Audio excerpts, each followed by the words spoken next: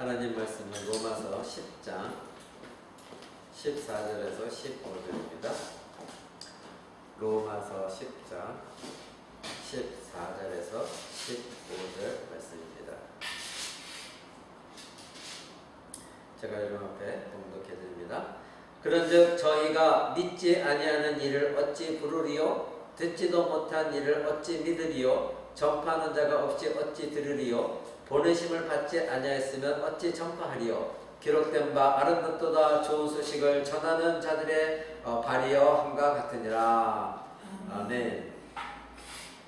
이제 오늘은 도르트 신조 첫 번째 교리에 하나님의 선택과 유기, 이것 중에 제 3조로 복음 설교 이겁니다. 우리가 계속해서 도르트 신조를 주일 예배 오후 시간에 우리가 함께 배우고 있는데, 도르트 신조는 하나님의 선택과 유기, 이것을 우리에게 가르치고 있습니다. 오늘 여러분들이 주보를 보시면, 주보 갖고 계시죠? 주보 뒤편에 보시면 그 3조가 기록되어 있습니다. 주보 뒤편에 보면 도르트 신조 첫째 교리 3조가 기록되어 있습니다. 거기에 보면 이렇게 기록하고 있습니다. 사람이 믿음에 이르도록 하려고 하나님께서는 자비롭게도 이 가장 기쁜 소식의 전령을 하나님께서 원하는 사람에게 그리고 원하시는 때에 보내십니다. 그들의 사역으로 사람들은 회개하고 십자가에 못 박힌 그리스도를 믿도록 부르심을 받습니다. 그래서 오늘 로마서 10장에 말씀 나오죠. 그런즉 저희가 믿지 아니하는 일을 어찌 부르리요? 듣지도 못한 일을 어찌 믿으리요? 전파하는 자가 없이 어찌 들으리요? 보내심을 받지 아니하였으면 어찌 전파하리요? 기록된 바 아름답도다 좋은 소식을 전하는 자들의 발이여 함과 같으니라. 이렇게 도르트 신조 오늘 제3조 말하고 있습니다. 자, 오늘 우리가 함께 나눌 것은 바로 이 복음이 어떻게 전달되어지고 그리고 하나님께서 어떻게 택한 자들에게 복음을 전파하게 하시는가, 그 말씀인 것입니다. 우리가 경건주의라는 말을 여러분 많이 들었을 것입니다. 근데 이 경건주의는 이제 기본적으로 외형적인 것, 그것을 굉장히 싫어합니다. 그래서 예배는 좋아하는데 예전, 즉 예배 의식, 오늘도 우리가 예배 드릴 때 여러 순서가 있었고 예배 의식이 있었죠. 그리고 성찬 의식도 있고, 이와 같이 우리가 예배를 드릴 때 예배는 드리는 것은 원하지만 그 예전에 예배 드릴 때의 그 의식 그 자체를 불필요한 것으로 생각하는 사람들이 있어요. 그리고 설교는 영적인 것이라고 생각하지만 보여지는 이 성찬을 그렇게 별다르게 중요하지 않게 생각하는 사람들도 있습니다. 그런데 하나님께서 예배할 때에 우리가 온 정성과 마음을 다하여 드리는 찬양의 예배, 이거는 하나님이 받으실 만하다 이렇게 생각하면서도 예배 드리려고 올 때에 하나님 앞에 내가 얼마나 단정한 옷을 입고 오느냐, 그리고 하나님 앞에서 얼마나 바른 자세와 바른 마음으로 하나님 앞에 앉아서 예배를 드리느냐, 즉 하나님 앞에 예배 가운데 얼마나 집중하느냐. 그래서 요즘 그 각 교회마다 많이 문제가 되고 있는 것은 뭐냐면 핸드폰입니다.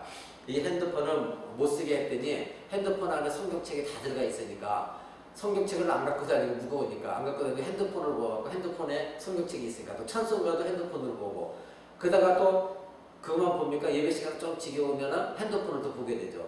그러다 보니까 이 예배가 하나님께 집중이 안 되거든요.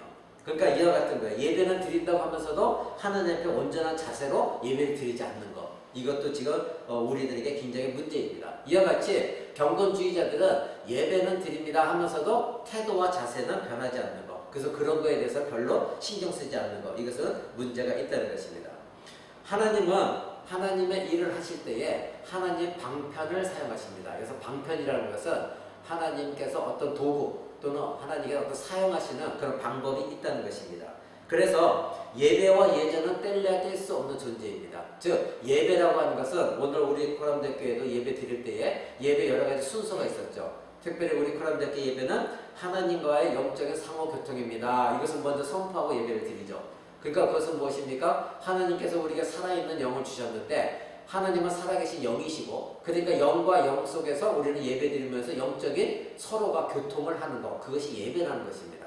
그래서 우리는 우리 주보에 보면은 먼저 하나님 앞에 우리가 나아가고 하나님 우리에게 복을 주시고 다시 우리가 하나님께 찬양하고 하나님 우리 언약의 말씀을 주시고, 그래서 우리가 언약의 말씀에 순종하지 못한 걸 회개 기도를 올려드리고 하나님 우리의 죄사함을 주시고 죄사함 주실 때 우리 다시 하나님께 찬양으로 속죄 찬양을 기쁨으로 찬양하고 그런 말씀이 들려지고 그리고 다시 하나님께 기도하고 이와 같이 주고받고 이런 예배 순서가 우리 코람대교 예배 순서입니다.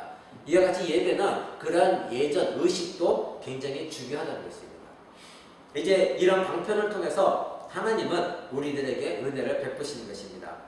오늘 우리가 도르트 신조 3조에 이렇게 써있죠. 맨 앞에 보십시오. 사람이 믿음에 이르도록 하려고 하나님께서는 자비롭게도 이 가장 기쁜 소식의 전령을 하나님께서 어떻게 원하는 사람에게 그리고 원하시는 때에 보내십니다. 이렇게 돼 있어요. 그러니까 하나님께서 전령을 보내시는데, 즉 복음 증거할 자를 보내시는데 하나님이 원하시는 사람에게 하나님이 원하신 때에 보내신다 이렇게 말합니다. 그러니까 하나님께서는 자신의 복음을 전령이라는 즉 복음 전도자를 통해서 복음을 전도한다는 거예요. 근데 그것이 하나님 주권 속에 있으니까 하나님이 원하시는 자에게 하나님 원하시는 때에 그 사람을 부르신다는 겁니다. 이것이 하나님의 구원에 있어서 절대 주권이에요. 그러니까 하나님은 이와 같이 복음 전도자를 방편 삼으셔서 도구 삼으셔서 그 사람의 영혼을 문을 두드려서 그 영혼을 깨우쳐주고 그 영혼에게 복음이 증거되게 하신다는 것입니다. 그렇다면 우리가 지금 오늘 보려볼 게 하나님이 원하시는 사람과 원하시는 때 이것을 한번 보기를 원합니다. 거기에 그렇게 되어 있죠. 하나님 원하시는 사람에게 원하시는 때에 보내십니다. 자, 우리가 지난 시간에 제2조를 배웠죠. 그럴 때 우리가 모든 사람이 죄에 빠졌고 하나님이 세상을 이처럼 사랑하셔서 독생자를 주셨다 이 말씀을 들었습니다. 자, 그렇다면 이 사람이 복음을 이와 같이 독생자 예수께서 보내셨습니다 이 말씀을 들은 다음에 어떻게 되는 것이냐 이거죠. 하나님께서 세상을 사랑하셔서 독생자 예수께서 보내셨습니다. 그러면 독생자 예수께서 보냈으면 사람들은 자동으로 구원을 받느냐 이 문제입니다. 하나님께서 세상을 사랑하셔서 독생자 예수 그리스도를 보내셨는데 그럼 독생자 예수 그리스도를 보내심으로 끝이 나서 보내심으로 말미암아 모든 사람이 그냥 자동적으로 구원을 받느냐 이것에 대해서 우리가 알아봐야 되는 것입니다. 아니라는 것이죠.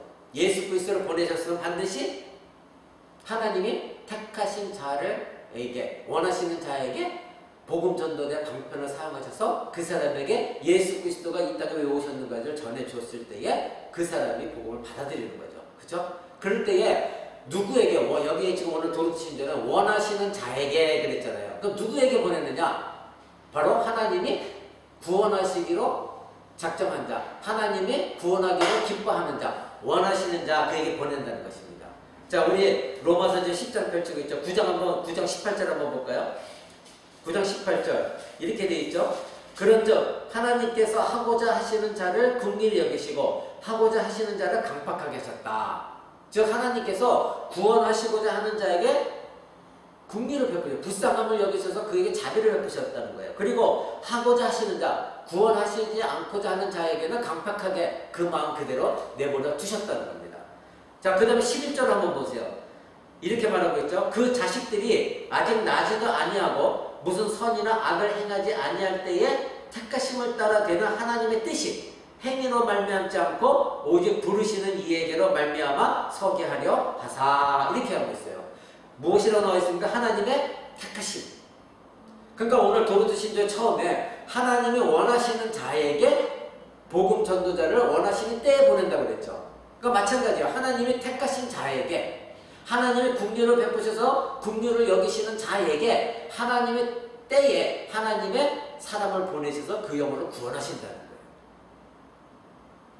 이것이 오늘 도르트 신조가 우리에게 가르치고 있는 것 맞습니다. 그러니까 에베소서에 제가 여러분이 몇 번 말씀드린 것처럼 하나님은 창세전부터 우리를 그리스도 안에 택하셨다고 그랬어요. 그래서 우리가 그 안에서 예정을 입었어요. 그래서 하나님의 때에 우리는 누구를 통해서 복음을 전달받았어요. 목사님의 설교를 통해서든 부모님을 통해서든 누구를 통해서 복음을 전달받았고 우리가 예수를 믿은 거예요. 그러니까 예수님을 이 세상에 보내신 거로 끝난 것이 아니라 하나님은 창세전부터 하나님께서 원하시는 자가 있었다는 거예요. 그래서 그를 택하셔서 그에게 하나님의 방편이 복음 전도자를 보내셔서 그 영혼을 구원하셨다는 것입니다. 그러니까 예수 그리스도를 이 땅에 보내셔서 하나님께서 우리에게 적용하실 때 인간이 너희들 스스로 알아서 믿어라 이러지 않으셨다는 거예요. 반드시 저와 여러분은 창세전부터 알고 계셨어요. 그러니까 우리가 이 교리를 알면요, 이 굉장히 엄청난 은혜예요. 근데 우리가 교리를 모르면 그냥 난 믿게 된다면 이렇게 생각하는데, 그래서 우리가 교리를 배워야 되거든요. 생각해보세요. 창세전부터, 내가 태어나기 전부터, 아니 이 온 우주 만물이 지어지기 전부터 성경이 우리에게 증언하고 있는 건 하나님 나를 알고 계셨고 나를 택하셨다는 거예요.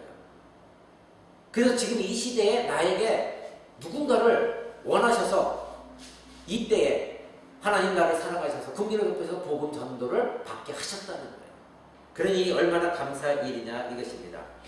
여러분, 우리가 그리스도를 믿고 하나님 언약 백성이 된 것은 바로 전적으로 하나님의 예정과 하나님의 선택한 때문이지 내가 하나님을 선택한 것이 아니라는 거 여러분 꼭 알기 바랍니다. 왜냐하면 알마니안 주의자들은 그것을 강조했거든요. 내가 믿었기 때문에 구원받았다는 거예요. 근데 성경은 절대 그렇게 말하고 있지 않아요. 하나님이 나를 택하셨기 때문에 성령께서 내게 들어오셔서 성령의 역사 속에서 내가 하나님을 믿게 된 거예요. 예수 그리스도를 믿게 된 거예요. 내가 초이스한 게 아니에요. 내가 선택한 것이 아니라는 거예요. 하나님의 선택이었다는 것입니다. 우리를 사랑하셔서 속죄를 이루신 것도 하나님의 일이지만 어떤 사람이 그 혜택에 참여하게 되느냐 문제도 하나님이 스스로 정하신다는 거예요. 하나님이 어떤 방법으로 이 사람을 구원할 것인가 그것도 하나님이 정하신다는 겁니다. 자, 그래서 오늘 우리가 읽었던 3조 첫 부분에 원하시는 사람에게 원하시는 때에 이런 구절에 우리는 주의해야 돼요. 왜냐하면 하나님께 세상을 사랑하셔서 독생자 예수 그리스도를 보내신 후에 그 은덕이 하나님의 그 복이 누구에게 적용될까 하나님이 정하실 때에 하나님이 원하시는 사람을 하나님이 원하신 때에 하나님 하신다는 거예요. 근데 알마니안 주제는 하나님 하시는 게 아니라 내가 믿은 거다. 내가 필요해서 믿었다. 그래서 내가 깨달아서 믿었다는 거예요. 근데 성경은 네가 깨달았고 네가 필요해서 믿은 것이 아니라 하나님이 너를 창세전부터 택했기 때문에 성령을 보내셔서 네가 죄인인 걸 깨닫게 하시고 네가 말씀을 받아들이도록 성령께서 역사하셨기 때문에 네가 믿게 되어진다는 거예요. 그러니까 주체가 누구나 하나님이시라는 거예요. 그러니까 우리의 구원의 절대 주권은 하나님밖에 없다는 것입니다. 그러기에 하나님은 하고자 하시는 자를 긍휼히 여기시고 로마서에 나와있죠. 아까 읽었죠. 하고자 하시는 자를 강팍하게 하신다는 겁니다. 두 번째는 전파하는 자, 즉 복음 전도자도 하나님이 보내신다는 거예요. 우리도 지금 어제도 제가 밖에 잠깐 나갔다 왔더니 친구 모임에서 나갔다 왔더니 요 근처에 아주 큰 교회 거기 사람들이 우리 그 집안 아파트 앞에 뻥튀기를 튀겨가지고 뻥튀기를 나눠주면서 전도를 해요. 근데 복음이 하나도 없어요. 참 그게 안타까워요. 뻥튀기는 열심히 나눠줘요. 열심히. 근데 예수 믿으세요. 이런 말도 없어요. 그냥 죄송합니다. 그 교회 어떻게 우리 교회 나오세요. 이게지 뭐 없어요.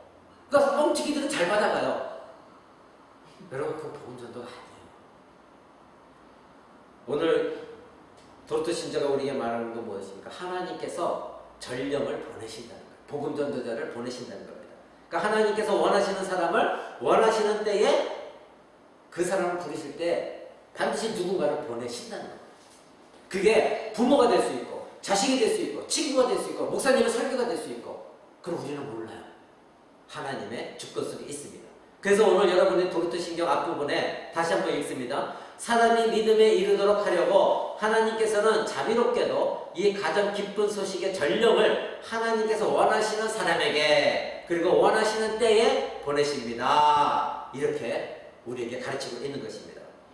여러분 우리가 로마서 지금 9장 8절 10장 한번 보십시오. 아까 우리 본문 말씀 본 거 14절 15절 다시 읽습니다. 지금 제가 말씀드린 것을 여러분 기억하시면서 다시 한번 읽습니다. 그런즉 저희가 믿지 아니하는 일을 어찌 부르리요 듣지도 못한 일을 어찌 믿으리요 전파하는 자가 없이 어찌 들으리요 보내심을 받지 아니하였으면 어찌 전파하리요. 이렇게 성경은 우리에게 가르치고 있습니다. 그런데 이거는 13절부터 읽어봐야 돼요. 13절 보세요. 뭐라고 되어 있는지. 누구든지 주의 이름을 부르는 자는 구원을 얻으리라 그랬어요. 자, 여기에서 많이 알마니안 주제들이 잘못된 생각을 갖고 있습니다. 여기에 누구든지 주의 이름을 부르면 구원 얻는다고 하지 않았느냐. 그러니까 누구나 내가 저기 하나님 예수님 하고 부르면 그 사람도 구원 얻는 거 아니냐 이렇게 말했거든요. 자, 여기서 누구든지가 누굴까요? 당시에는 로마 시대 때 당시에는 누구였을까요? 유대인이나 헬란이었어요. 즉 유대인 아니면 그리스인이었어요. 근데 성경이 말하고 있는 유대인이 됐든 헬라인이 됐든 차별이 없다. 그래서 하나님께서 주인 되셔서 저들을 모든 사람들을 부르신 거예요. 차별이 없다는 거예요. 그 차별 없이 하나님 부르셨기에 유대인이 되었건 헬라인이 되었건 하나님은 차별을 두지 않으시는 하나님이다. 그러니까 차별 없이 누구나 주의 이름을 부르면 구원을 얻을 것이라는 거예요. 여기까지는 맞아요. 그런데 이 말씀은 사람의 입장에서는 차별이 있을 수 있지만 하나님 입장에서는 차별이 절대 없다는 뜻이거든요. 그런데 이 말씀은 누가 되었든 간에 주님의 이름만 부르기만 하면 구원을 얻느냐? 그런 뜻이 결코 아니라는 거예요. 하나님은 다 차별 없이 누구나 부르셨어요. 근데 왜 이 말씀을 했냐면 그때 당시 유대인들은 자기들만이 구원을 얻는다고 생각했거든요. 유대인들은. 하나님은 유대인만의 하나님이라 생각했거든요.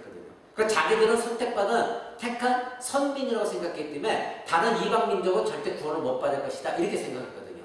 그러니까 사도 바울이 예수 그리스도를 만나고 나서는 예수 그리스도가 구주가 되심은 유대인만의 하나님이 아니시다. 바로 예수 그리스도를 믿으면 유대인이 됐든 이방 민족이 됐든 누구든지 구원을 얻을 수가 있는 것이다. 이 복음을 전파했거든요.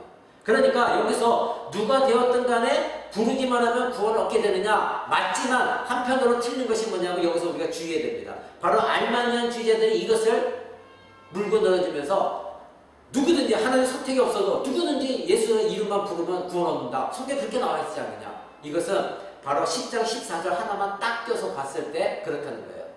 그래서 제가 여러분 종종 여러분이 말씀드린 게 뭐죠?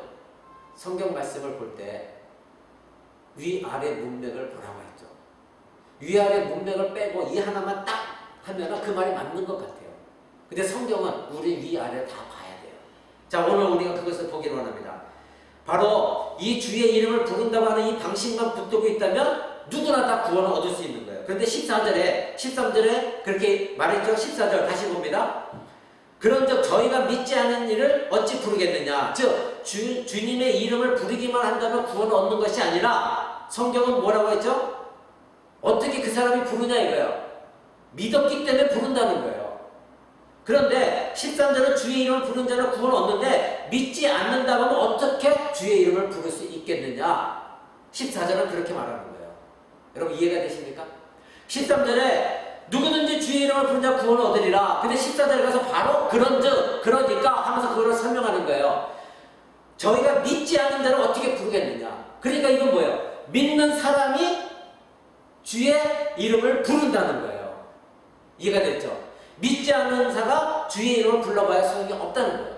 믿는 사람이 주의 이름을 불렀을 때에 그것이 구원을 얻는다는 것입니다. 그러면 여기서 성경이 강조할 점 분명한 것은 누구든지 주의 이름을 구원 얻지만 누구나 주의 이름을 다 부를 수는 없다는 거예요. 누구만 부를 수 있다? 믿는 자들만 주의 이름을 부를 수 있다. 그래서 14절에 저희가 믿지 않은 자를 어찌 부르리요? 그 다음에 듣지도 못한 일을 어찌 믿으리요? 이렇게 했죠. 듣지도 못했다는 겁니다. 그러니까 믿음은 뭐라고요? 들었기 때문에 믿음이 생긴다는 거예요. 믿음은 들음으로 말미암아 믿음이 생기는 것이지 어느 날 갑자기 하늘에서 뚝 떨어져 믿음이 생긴 것이 결코 아니라는 거죠. 그러면 들었다는 건 무엇입니까? 하나님의 복음의 말씀이에요. 그러면 이 말씀은 오늘 오전 예배에도 여러 번 말씀드렸지만 말씀은 우리 어디에 호소를 한다고요? 우리의 지성에 호소를 하는 거예요. 우리 지성이 죽어있는 상태 속에 있는데 하나님께서 성령을 통하여 그 말씀을 집어넣어 주시는 거예요. 그래서 죽은 영혼이 깨어나는 거예요. 아! 하나님 말씀 들었더니 이거구나. 내가 지금 죄인이었구나. 그래서 깊이 깨닫는 거예요. 그러니까 누구든지 주의 이름을 부르면 구원 얻으리라. 그런데 그 밑에 갔더니 믿지 않고 어떻게 부를 수 있느냐? 그 다음 구절은 뭐예요? 듣지 않고 어떻게 믿을 수 있느냐? 이 얘기를 하고 있는 것입니다. 여러분, 그러면 이 듣는 것은 또 어떻게 가능합니까? 누구를 통해서 듣습니까? 15절 어떻게? 보내심을 받지 아니했으면 어찌 전파하리요?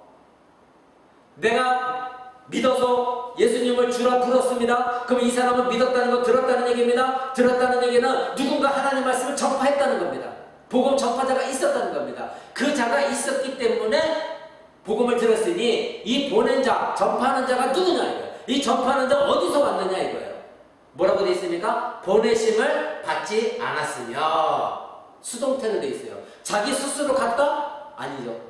성경 분명히 뭐라고 했습니까? 누군가에서 보내심을 받았다는 겁니다. 그럼 누가 보내셨다는 거예요?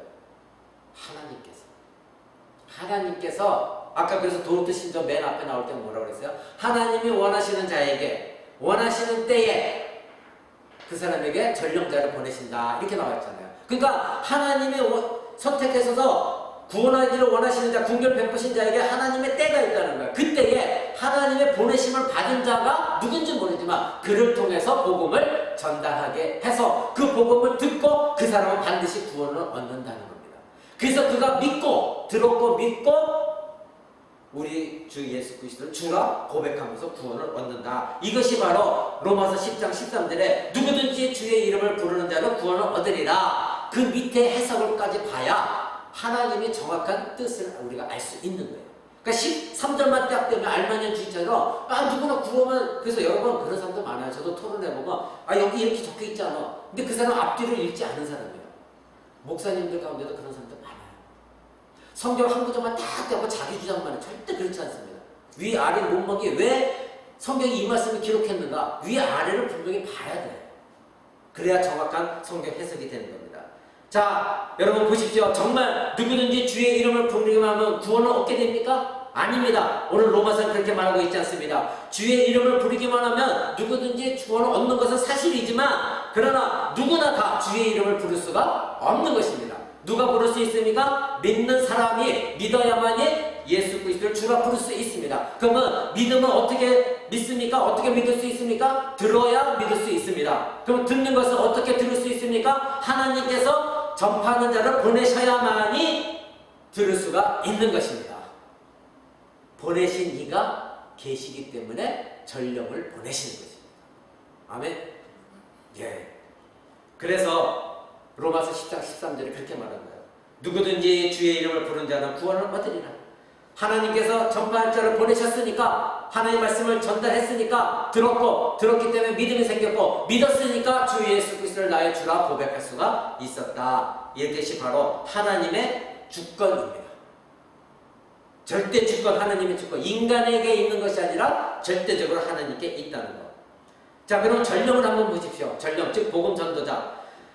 우리가 첫째 주제는 하나님께서 주권을 가지셔서 원하시는 자에게 원하시는 때에 복음을 전달한다고 그랬어요. 그럼 두 번째는 전령, 복음 전파자. 이것에 대해 알아보려고 합니다. 자, 하나님은 처음에 오늘 제가 여러분에 말씀드릴 때에 하나님 방편을 사용하신다고 했습니다. 그렇다면 그 방편은 무엇입니까? 복음 설교자를 통해서 하나님은 복음을 전달하게 하시는 것입니다. 여러분, 굉장히 중요한 주제에 대해서 설교를 할 때 중요한 것이 바로 루아디아, 자주옷장사 루아디아라는 여자입니다. 여러분 사도행전 16장 한번 볼까요? 로마서 펼쳐주신 그 앞에입니다. 사도행전 16장 14절입니다. 14절 제가 공독해드립니다.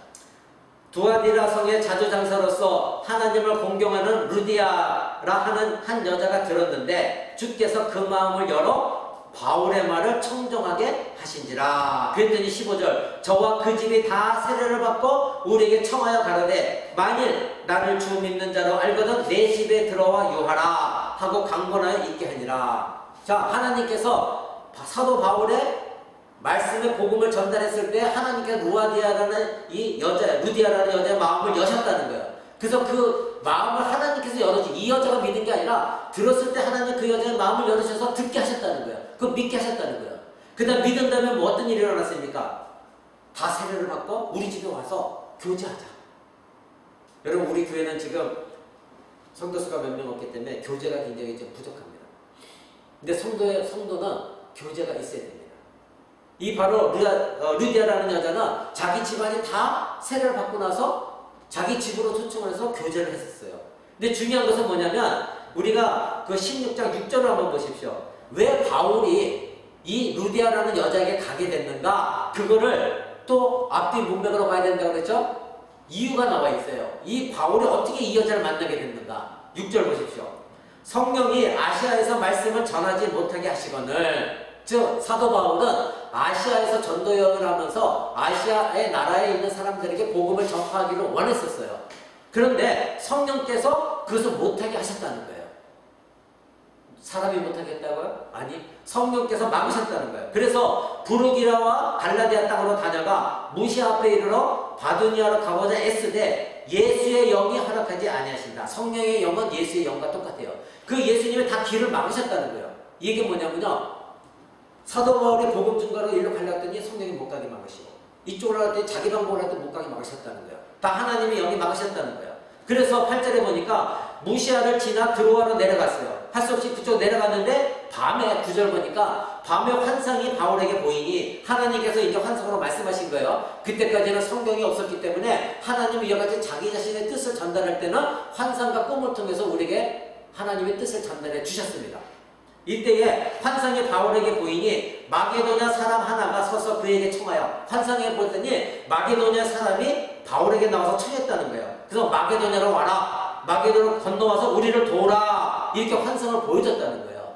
그래서 10절에 보니까 바울이 이 환상을 본 후에 우리가 곧 마게도냐로 떠나기로 힘쓰니 이는 하나님의 저 사람들에게, 즉 마게도냐 사람들에게 복음을 전하라고 우리를 부르신 줄로 인정함이라. 자, 여러분 저를 보세요. 사도 바울이 아시아의 길로 가갖고 복음을 전달했더니 하나님 다 막으셨어요. 못 가게. 다 막으시고 결국 어느 날 밤에 환상 중에 마게도냐에 있는 사람이 나타나갖고 나 마게도냐 사람인데 우리한테 와서 복음을 전해달라. 꿈에 그걸 보여주신 거예요. 이때는 성경이 안 나왔기 때문에 하나님의 환상을 통해서 자기 계시를 알려주신 거예요. 그랬더니 사도 바울이 그것을 깨달았어요. 아, 왜 내가 아시아로 가서 복음 전할 때 하나님께 다 막으셨는가? 바로 이 마게도냐 사람들을 복음 전달하는 것을 아는 거예요. 그래서 아, 하나님이 가게 하신 거라 깨닫고 마게도냐로 간 거예요. 그랬더니 12절 보십시오. 거기서 빌립보에 이르니 이는 마게도냐 지경 첫 성이요 또 로마의 식민지라 이 성에서 수일을 유하다가, 즉 거하다가 안식일에 우리가 기도처가 있는가 하여 문 밖에 강가에 나가 거기 모인 여자들에게 말하더니 두아디라 성의 자주장사로서 하나님을 공경하는 루디아라는 한 여자가 들었다. 주께서 그 마음을 열어 바울의 말을 청정하게 하셨다.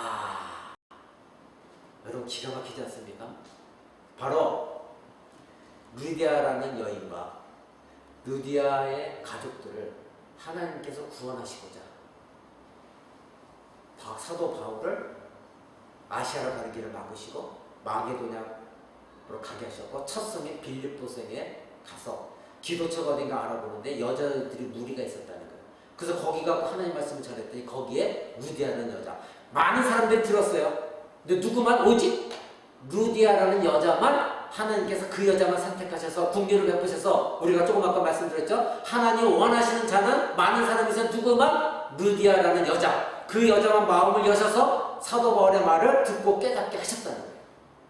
그래서 이 여자가 깨닫고 하나님을 믿었고 예수 그리스도를 믿었고 세례를 받고 이제는 너와 나와 한 형제가 그리스도 안에서 하나가 동일한 지체가 되었으니 우리 집에 와서 같이 교제하자. 그래서 자기 집에 며칠을 머물게 했다는 거예요. 자, 여기서 이 내용만 보더라도 어떻습니까? 사도 바울이 자기가 원하는 사람에게 복음을 전했습니까? 아니죠. 루디아라는 여자는 자기가 하나님을 선택해서 예수 그리스도를 믿었습니까? 아니죠. 하나님께서 사도 바울을 전령으로 보내셨습니다. 그리고 원하시는 자가 누구였습니까? 루디아. 그리고 원하시는 이 때를 위해서 사도 바울이 아시아로 가는 길을 다 막으시고 이 여인을 만나게 하신 분이 누구시다? 바로 하나님이시라는 거예요. 하나님은 사도 바울의 여행 스케줄까지도 다 조정하시는 하나님이십니다. 그러니까 하나님은 이런 방편을 사용하시는 거예요. 그리고 방편을 통해서 하나님은 역사하시는 것입니다. 그러니까 어떤 사람이 예수를 믿었을 때 갑자기 신내림하듯이 뭐가 쭉 내려와서 하나님 믿었다 이것이 아니라 바로 교회를 통해서, 복음 전도자를 통해서, 교회 성도가 올바른 신앙생활하면 그 사람을 통해서 바로 하나님의 부르심을 받은 자들에게 복음을 전달한다는 겁니다. 자, 그럼 여기에 이제 교회와 연결시켜서 여러분 중요한 내용이 있습니다. 뭐냐면 구체적이고 공적인 이 교회 속에서, 예배 속에서 여러분에게 말씀을 전달하도록 부르심을 받은 자는 누구입니까? 저와 같은 목회자, 설교자들입니다.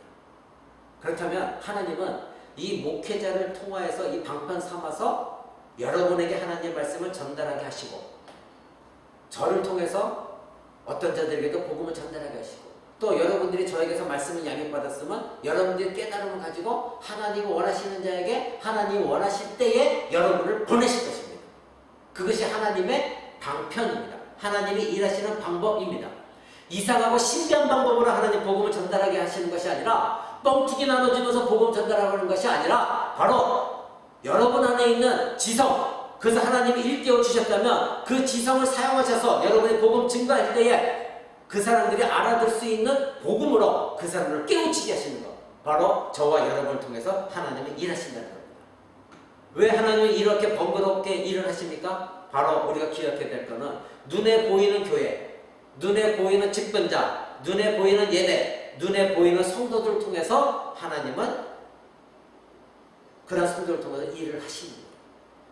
그리고 세상 사람들은 우리 코람대 교회 예배를 보고 코람대 교회 직분자들의 자세를 보고 코람대 교회 보여지는 예배의 그런 분위기, 얼마나 영적으로 충만한 예배를 드리는가, 처음 오는 성도 같으면 또 얼마나 성도들이 믿음 안에서 바로 서 있고 열심히 봉사하고 있는가, 이 모든 것들이 바로 믿지 않는 자들, 불신자들에게는 복음 증거의 역할을 한다는 것입니다. 그러니까 우리의 말 한마디, 행동 하나, 예배 자세 하나, 제가 다녔던 그 교회는 정말 다 철학 자세로 말씀 들을 때는 움직일 수도 없어요. 다 말씀에 집중해야 되고 누군가 약간 졸라고 하면 목사님이 탁 왜? 지금 하나님 말씀 듣고 있는데 무슨 딴 생각하고 딴짓하고 그러냐, 아주 호통을 치십니다. 왜? 예배가 그만큼 중요하기 때문에. 왜? 예배의 말씀은 하나님의 생명과 같은 것이기에. 그래서 어떤 사람이 우리 코람대교회 처음 왔을 때 우리 코람대교회 드리는 예배가 정말 영적인 상호교통 속의 예배이고 하나님 말씀에 집중하는 것을 봤을 때 사람들은 이 교회는 정말 하나님 영이 살아있는 교회구나. 나도 그럼 이 교회 와서 예배를 드려야겠구나. 불신자들이 그런 마음을 갖고 있다면, 또는 은혜 미끄러진데 그런 마음을 갖고 있다면 그것이 바로 하나님 우리를 사용하시는 방편인 것입니다. 여러분, 눈에 보이는 교회를 경시하고 하늘에 있는 추상적인 교회만 생각한다면 그것을 여러분 버리십시오. 여러분이 보여지는 교회에 이 예배 당에 나와서 앉아있는 이 예배 시간이 여러분에게 중요하지 않다면 여러분이 하늘에서 아무리 천상의 예배를 드린다 그것을 상상해도 헛된 것이에요. 왜? 지금 이 자리에서도 올바른 예배를 드리지 못하고 있다고 한다면, 이 자리에서 천국의 삶을 살지 못하고 있다면 하늘의 천국의 시민권이 없다고 신학자들은, 설교자들은 말하고 있어요. 그것이 무슨 뜻입니까? 우리가 거듭난 생명이라면 이 땅에서도 거듭난 새로운 생명 갖고 살아야 돼요. 하나님의 자녀로서 살아야 돼요. 시민권을 가진 자들로서 살아야 돼요. 이 땅에서 정말 영적인 예배를 드리고 있는 사람이라면 저 하늘의 천상의 예배로 우리는 똑같은 연결점이 있다는 것을 우리는 깨달아야 되는 것입니다.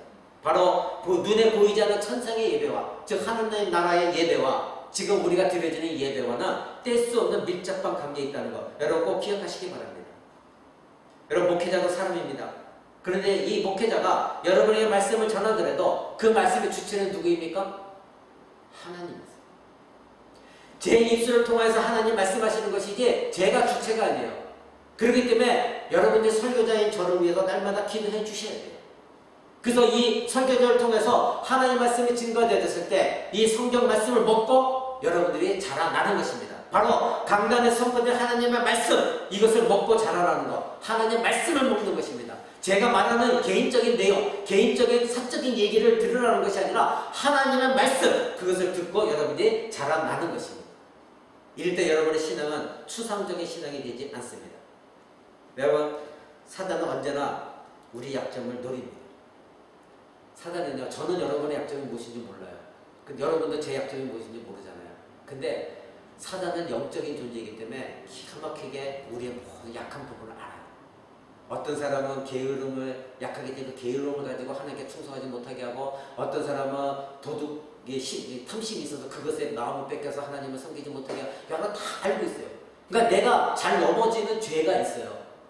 그것은 사단이 그것을 알기 때문에 내 안에 있는 약한 죄를 가지고 항상 건드려요. 거기에 언제나 넘어가요. 예를 들어 쉽게 화를 내는 사람, 그 사람은 언제나 거기서 예수를 믿는다 해도 이것이 해결되지 않은 사람이에요. 그러니까 사단은 언제나 그것을 건드려요. 그래서 그것으로 인해서 하나님의 영광을 가르게 만들어요. 여러분, 우리는 그럴 때마다 사단이 우리를 아무리 공격한다 할지라도 우리는 하나님의 말씀, 그 앞으로 나가야 되고 예배 본질로 나가야 됩니다. 그래서 공적인 예배, 어떤 사람은 공적인 예배 참석하고 나 그냥 TV로 보면 되지. 여러분 요즘 많이 이제 인터넷이 발달해서 TV로 설교 말씀을 듣는 시대이죠. 근데 그것은 누구를 위해서 한 겁니까? 정말 나는 예배 드리고 싶은데 내가 지금 병원에 누워 있어요. 그리고 집에서 움직이지도 못하는 상태에 있어. 누군가 돌보지 않으면 예배 갈 수가 없어. 그런 사람을 위해서 그것이 있는 것이지 자기가 사지가 다 멀쩡 갈 수 있음에도 불구하고 뭐 거기서 드리나 여기서나 똑같지 아니라는 것입니다. 예배는 공적인 예배는 자기가 소속된 그 교회 안에서 공적인 예배를 드리고 그래서 우리가 영적으로 하나가 돼서 하나님에 떨어지는 이 코란도 교회를 통해서 하나님 주시는 말씀 그것을 함께 영적으로 공유하면서 함께 성장해 나가도록 하나님께서 이 교회 여러분을 모이게 하신 거예요. 근데 나 그 얘기 유튜브로 또 들으면 되지. 그것은 아니라는 것입니다. 여러분 오늘 꼭 기억해야 될 것은 하나님은 방편을 사용하신다. 방편이 무엇입니까? 우리를 도구 삼으셔서 오늘 도로토 신조 첫 번째 무엇입니까? 바로 하나님께서 원하시는 자, 원하시는 때에 하나님의 방편을 삼은 전령을 보내셔서 하나님이 보내시는 거예요. 내가 가는 게 보내셔서 그 사람을 알고 참된 십자가 복음을 전하게 하시고 그것을 들은 자가 믿고 믿었으니 주를 나의 주가 고백하게 하는 것 이것이 구원인 것입니다. 그러니까 우리는 예배 때에도 목사님의 선포된 말씀 그것을 여러분 방편으로 사용하셔야 됩니다. 예배 의전, 예배 의식 이 모든 것들도 여러분은 방편으로 사용하셔야 되고 성찬도 마찬가지입니다. 성찬에 참여할 때에 여러분 그저 습관적으로 참여하는 것이 아니라 이 성찬을 통해서 하나님이 나에게 주시는 말씀 이 예수 그리스도의 몸과 피를 먹는다는 어떤 의미인가 이것을 또 깨닫고 하나님께 감사하면서 연합을 꿈꾸는 연합을 경험하는 그런 성찬이 되어져야 됩니다. 또 예배 드리는 자세 마음가짐 바뀌어져야 됩니다. 전도에도 마찬가지입니다. 복음 전도자를 하나님 보내시는 것입니다. 내가 내 안에 성령이 충만하지 않고 내 안에 말씀이 충만하지 않고 하나님께서 아직은 나를 훈련시키지 않았는데 우리 교회가 좀 급하니까 그래서 여러분에게 기도하라는 거예요. 우리 교회는 언제건 나가야 됩니다. 하나님의 때가 있으세요. 근데 여러분은 아직은 훈련받지 못했어요. 아직은 여러분 안에 성령이 충만하지 못해요. 그러다 보면 여러분이 복음 전도하다가 여러분의 질에 지쳐 쓰러집니다.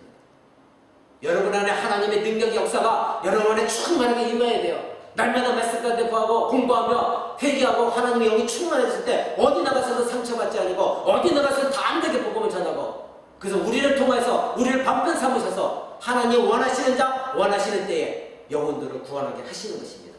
바로 이것이 하나님의 방편입니다.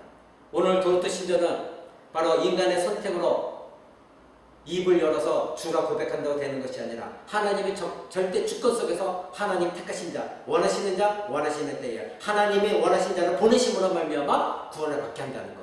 그러게 모든 구원은 누구에게 달려있다? 하나님께 달려있다. 뻥튀기에 달려있는 것이 아니라 하나님께 달려있다. 목사님의 박사 학위에 달려있는 것이 아니라 하나님께 달려있다. 교회 사이즈가 몇몇 명이냐 달려있는 것이 아니라 프로그램에 달려있는 것이 아니라 하나님께 달려있다. 여러분 이 말씀을 꼭 믿으시기 바랍니다. 그래서 여러분 이제는 우리 크람대 교회 가운데 여러분 제가 말씀을 깊이 배우기를 원합니다. 여러분 제가 기도하고 있습니다. 자원하는 마음으로 성경 공부하는 그날이 저는 오기를 원합니다. 그래서 내 안에 말씀이 충만해야 복음도 전할 수 있습니다. 내 안에 교리가 올바로 바로서야 복음도 전할 수 있습니다. 그래서 우리 코람대 교회 가운데 그런 날이 반드시 오도록 하나님께서 우리 모든 성도들의 마음을 움직이시고 감화시키셔서 그런 마음을 갖도록 하나님 하실 것을 기도하고 있습니다. 그러한 저와 여러분 되시기를 우리 주 예수 그리스도의 이름으로 간절히 축원을 드립니다. 기도하겠습니다.